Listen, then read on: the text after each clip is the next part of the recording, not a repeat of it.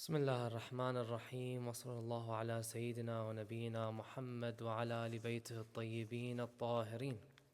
اللهم صل على محمد وآل محمد. السلام عليكم ورحمة الله.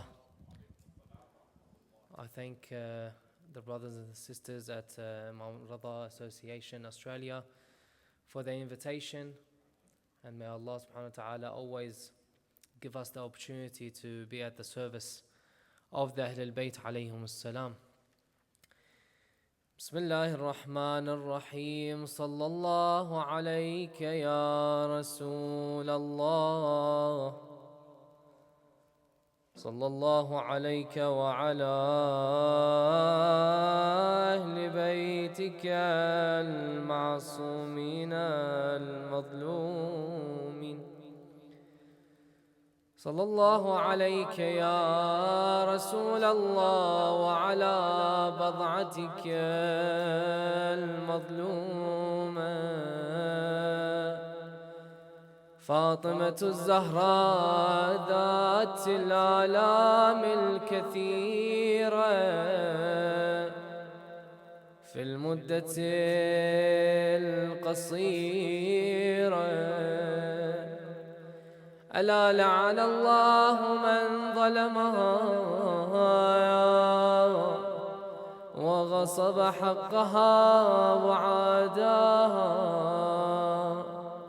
وعادى ذريتها وشيعتها ومن والاها. يا رحمة الله الواسعة ويا باب نجاة الأمة، غريب يا مظلوم كربلاء، يا ليتنا كنا معكم سادتي فنفوز فوزا عظيما. أوصى الإله بوصل عترة أحمد فكأنما أوصى بها أن تقطع. أسرعوا حين غاب أحمد للغد وخافوا عواقب التأخير. لست تدري لما أحرقوا الباب بالنار، أرادوا إطفاء ذاك النور. قال مولانا الصادق لم يبايع جدي علي بن أبي طالب حتى رأى الدخان بين الجدار والباب. لست تدري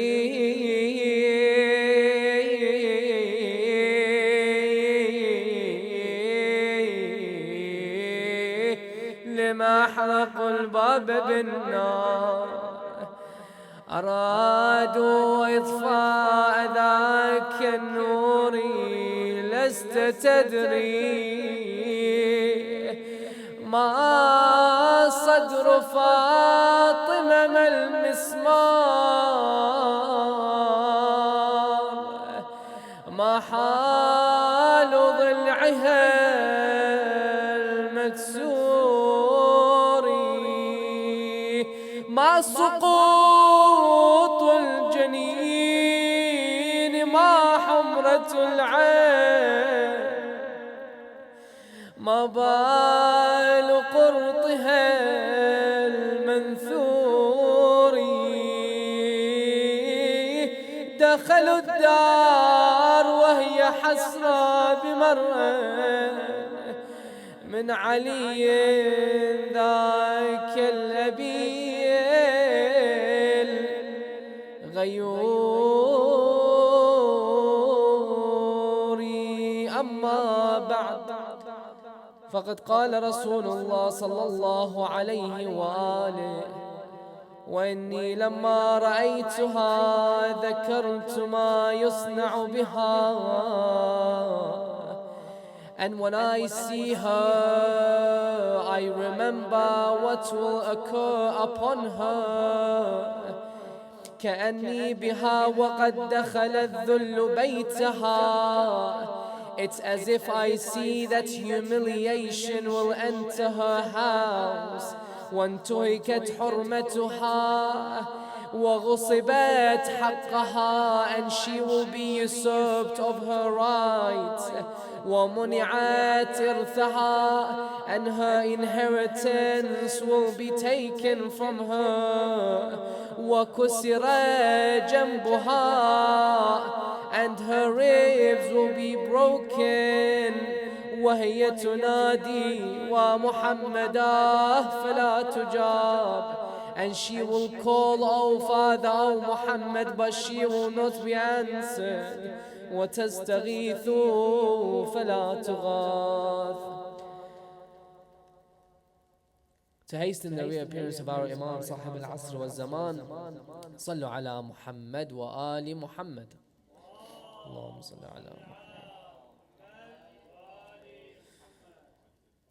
We have a problem, and that is in our everyday lives. Us as humans, we think critically with every situation. Most people, when they are faced with any situation, they look at it in much detail. But the issue is, the problem is that people pick and choose when to look into detail and when not to. For example, you're driving in the streets and someone sees a burnt house. It's a house that's burnt. But some people begin to think critically. You know, it's a house that's burnt. It's an area that's experiencing a lot of growth lately. You know, it must be an insurance job. People start thinking critically. It's just a house that's burnt. Or you see water in your house, not in the bathroom, not in the kitchen. You start thinking, where could this be from? Is this a child that spilled the water? Is there a leak in the house? What is it? We start thinking critically about the matter. And then you have the theories. You talk about something and then you see advertisements on your phone. You think, everyone's spying on me. We think critically in our everyday lives. But unfortunately, when it comes to the important matters, we say what? Some people, even from the Shia, they say, I don't want to even have to think about it. I want to see a narration that tells me A, B, and C happened. I don't want to have to think about the details. I want to see it explicitly said that this situation happened. This is not right. When we come to the story of Fatimiyya az-Zahra alayhi salam, there are people from the Shia that come and tell you that we will not accept that Fatima alayhi salam was oppressed until I see this in the historical book written word for word. You can find this in our books. But they say, no, I want to see it in their books. When did this ever make a difference? Even then, when we look at the detail, we can find our answer in their books. As Brother Yusuf was saying, there are many other examples along with the ones he mentioned, which I will mention again. There are many more that make the image clear as day. We understand that Fatima az-Zahra alayhi salam was oppressed.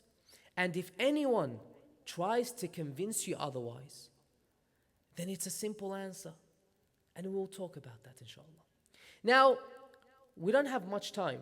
However, in this short amount of time, I will try and give as many examples as possible.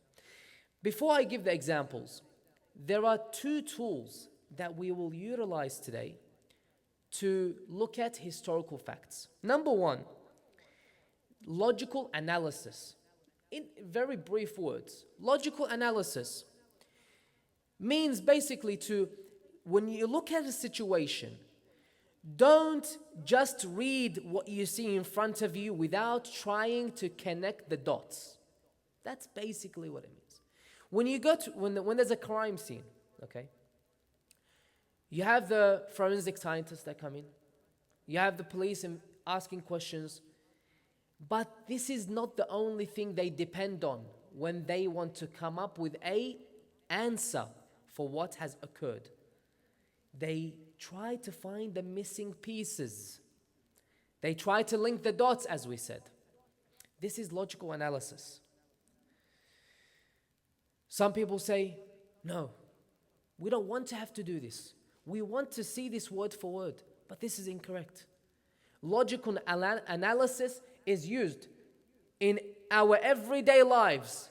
If we don't use it, then it is used at different levels in society. So why can't I use it when it comes to a matter that is as important as the oppression of Fatimiyya Zahra alayha salam, Sayyidat Nisa al-Alameen? Now, this is the first tool, without going into too much detail. The second tool is cross-examination of historical facts or historical narrations. What do I mean by this? This is vital for any analysis to bring together all the scattered clues. You look at all the scattered clues, you find one word here, another sentence there. You bring these together and they give you the whole picture. You don't find the whole answer in one book, but you will find it in 10 books. That's why when they tell you this is a weak narration, this is a weak story, this is not an authentic saying, let's get rid of it. This is the most dangerous thing when it comes to protecting our historical narrations and our history in itself. Why? Because look at it this way. You have a historian. This historian looks at the books, the historical books. 3 different books, for example. One book says that there's a city that experienced large flames. Another book says that this city was burnt to ashes. Another book says there was massive amounts of death in that city. Each book doesn't give you the answer. But when you connect all of the dots, all of the references, you come to realize that this city experienced devastating fires that caused extreme deaths. One book didn't give you this answer. 2 didn't. 3 books did. In the same way, when it comes to our history, this is how we should look at the matter. If I can't find the answer in one narration, then maybe I need to look at more. I'm not talking about our books. Our books explicitly say it. I'm talking about the other schools of thought. They have it in their books. If they were to delve into it, they can find the answer. They can find that our lady Fatimiyya Zahra alayhi salam was oppressed and she was killed. She didn't die a natural death. That's enough for intro. Let's quickly have a look at the clues. Which clues are we going to look at to come to an understanding and draw this image, this clear-cut image that tells us about the oppression of Fatimiyya Zahra alayhi salam? We will begin with the last salawat ala Muhammad wa ali Muhammad.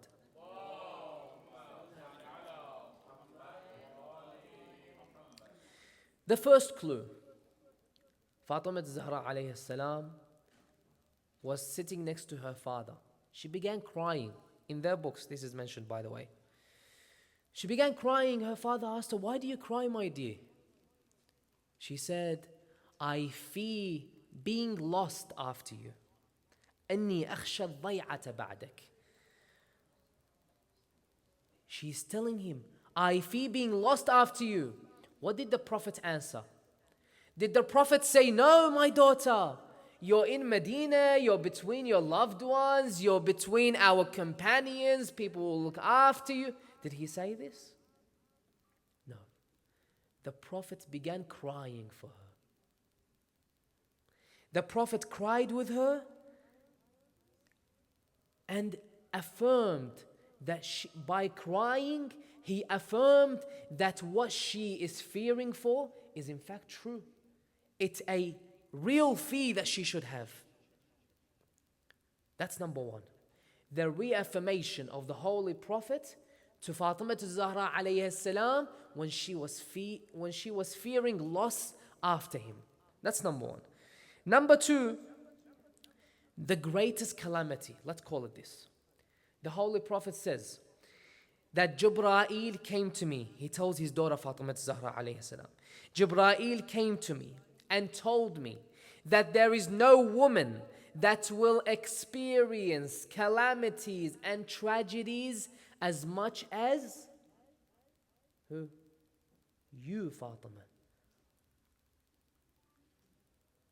So he tells her, when this happens, be patient. What kind of calamities? Are we talking about Fatima Zahra alayhi salam losing her father? Many people lose their father.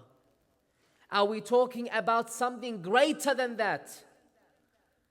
He says you will experience the greatest calamities that any Muslim woman has experienced. What calamities could this be? So then he tells her, be patient when you go through these calamities so that you can be the most patient out of the Muslim woman. That's our second clue. The third clue, what is it? The Holy Prophet's instruction to Imam Ali alayhi salam. The Holy Prophet told Imam Ali that you will face injustice to you after I pass away. They will attack your house. They will hit your wife. They will do all of these things to you. But if you can, remain patient. Why? Because this will be better for Islam. What is the Holy Prophet warning Imam Ali alayhi salam about? He's telling him to remain patient. This is in their books. Patient for what? What did he face? Or I should ask, what did he not face from the Muslim community back then? That's the third clue. Number one, we said, Fatimiyya Zahra alayhi salam fearing loss after her Prophet. Number two, the Holy Prophet tells her that you will face the most calamities. Number three, the Holy Prophet telling the Amir al-Mu'mineen to remain patient. Number four, as Brother Yusuf said, the threat to burn the house of Fatima alayhi salam. Umar came to the house and he blatantly threatened Fatima Zahra alayhi salam, knowing he is speaking to the daughter of the Holy Prophet. He tells her what? He tells her, I will burn the house upon you. How do they justify this? They justify it. Yes, he cared about Islam. He cared about religion. Convince yourself with this. This is not something that you can quickly make look good by saying these few words. That's the fourth clue. The fifth clue is his partner in crime. Abu Bakr, on his deathbed. In their books, he mentions 3 things that he wishes he did, but he didn't do. And 3 things which he did, which he wished he didn't do. What are these things? Let's ask him. What are these things? Their first Khalifa. What is these things? What is one of these things that you did which you wish you didn't do? He said, I wish I did not uncover the house of Fatima Zahra alayhi salam. What's uncovering the house? What does he mean by this? uncovering the house, meaning he broke the sanctity of the house. He broke into the house of Fatima alayhi salam. He sent his men to do that to the lady Fatima alayhi salam. This is what he did. And on his deathbed, he admits to it. He tells us blatantly that I did this and I wish I didn't do this. What more of an evidence than the man that committed the crime admitting himself? There's no stronger evidence than this. But yet, this is number 5. We've got more. Number 6, the prophecy of the Holy Prophet. As I began the speech with, the Holy Prophet says that when I see her, I remember the injustice that occurs upon her. When I see her, I remember that her rib will be broken. I remember that her inheritance will be taken. I remember that her unborn child will be miscarried. I remember that her sanctity will be violated. The Holy Prophet is telling us this. The most truthful man. This man gave us our religion. Told them and told us how we should pray, how we should fast, how we should worship. He's the truthful. If he is telling us that Lady Fatima alayhi salam, his daughter, will experience this, should we not take it seriously? Should we not just think for a moment. The Holy Prophet does not speak out of desire.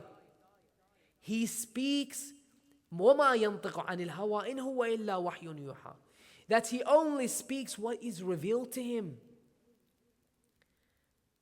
So he tells us that his daughter will face calamities.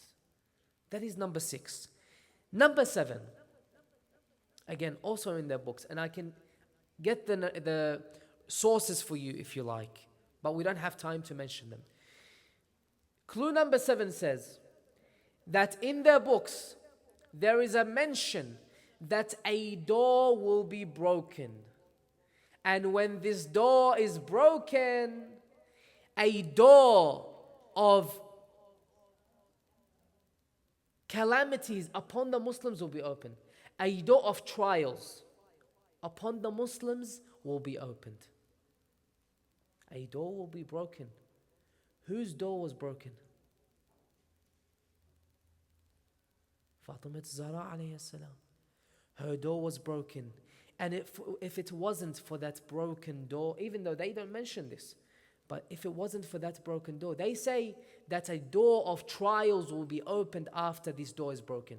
Which trials did the Islamic community face up till our day because of that broken door?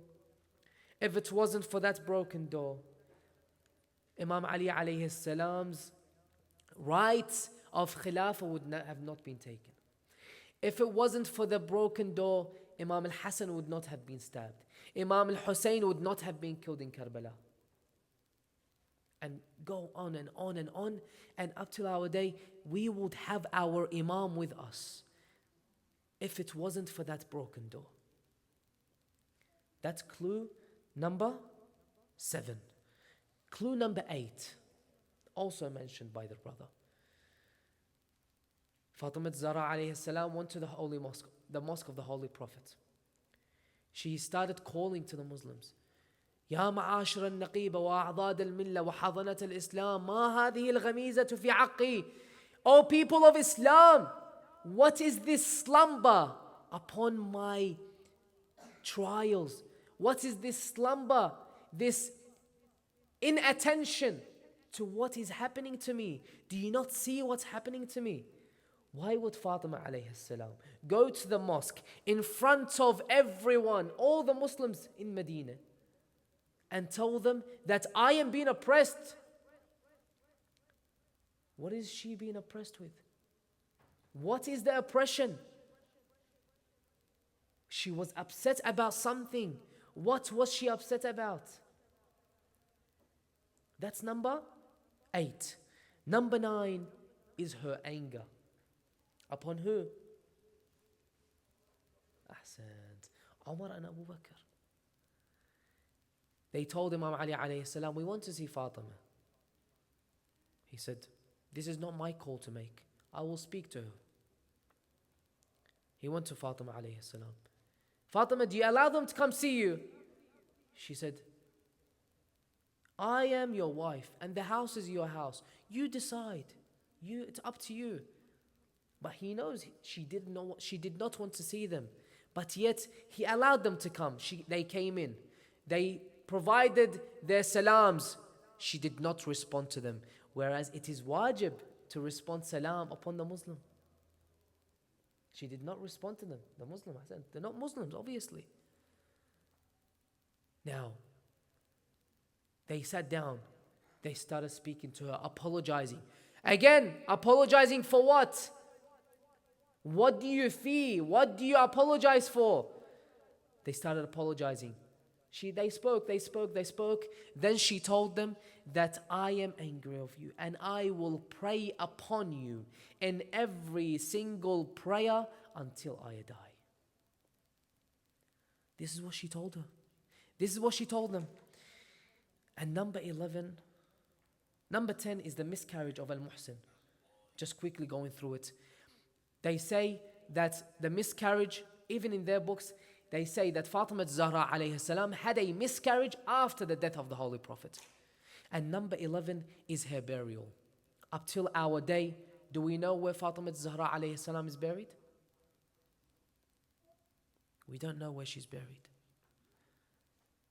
She asked Imam Ali alayhi salam to bury her secretly. The graves of every single important figure in the Islamic nation back in the days, we know where the grave. Most of them, we know where the graves are. Whereas the daughter of the Holy Prophet, we do not know where her grave is. Isn't this an injustice to her alone? This alone is enough to prove that she was oppressed. She did not want the oppressors that oppressed her to witness her burial. That's why when you go to Medina, and inshallah all of you go to Medina, when you send your salams to the Holy Prophet, don't forget to turn to Baqi', to turn to the grave of the Holy Prophet and say, Assalamu alayki ya Fatima az-Zahra. You visit all the ma'soomeen, all the infallibles, and we remember to say our salams. But don't forget to send your salams to Fatima az-Zahra alayhi salam. Up till our day, we witness her oppression because she doesn't even have a grave.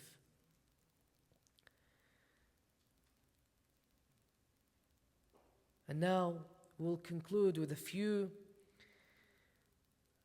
lines of poetry. She used to go to the grave of the Holy Prophet and say, صبت علي مصائب لو أنها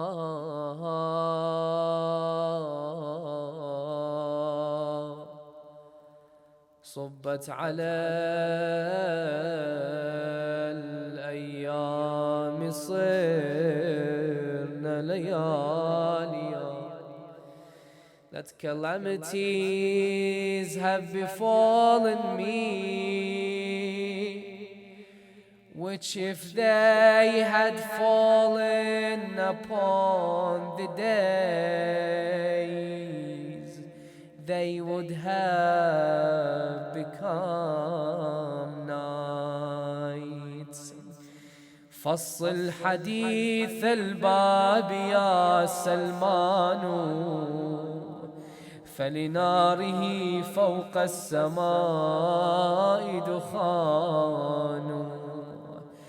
للمصطفى هل عادت الأوثان بالثار تطلبه من الزهراء فكأن يجيب بدمعه الهتاني. حدثته لسليم منذ زماني، فعلا لقد دخلوا بلا استئذان، هجموا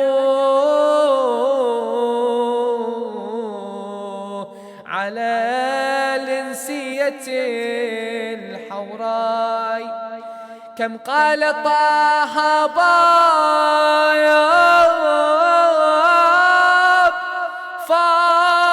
فاطمة بابي، وحجابها يا مسلمين حجابي. سرعان من قلبوا على الأعقاب، جمعوا له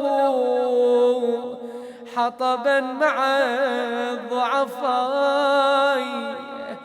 أسفي على ريحانة المختار، في وجهها تشكو حروق النار.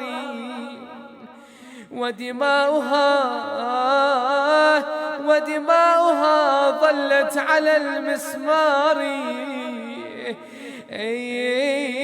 مرضوضة من عصرة الأعداء.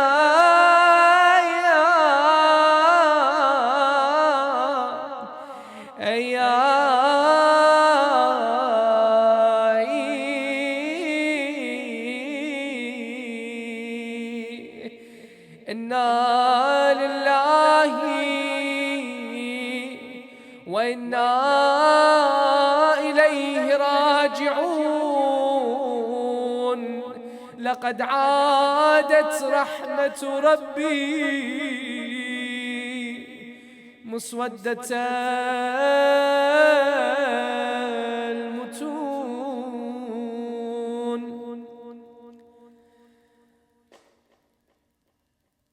نسألك اللهم وندعوك باسمك العلي الأعظم الأعز الأجل الأكرم يا الله بفاطمة وأبيها وبعلها وبنيها والسر المستودع فيها. اللهم عجل لوليك الفرج والعافية والنصر. اللهم اجعلنا من أعوانه وأنصاره والمستشهدين بين يديه.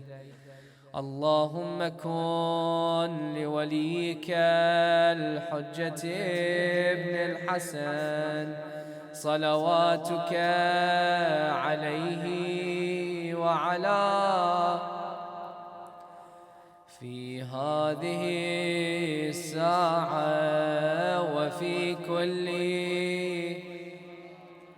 وليا وحافظا وقائدا وناصرا ودليلا وعينا، حتى تسكنه أرضك طوعا وتمتعه فيها طويلا برحمتك يا أرحم الراحمين.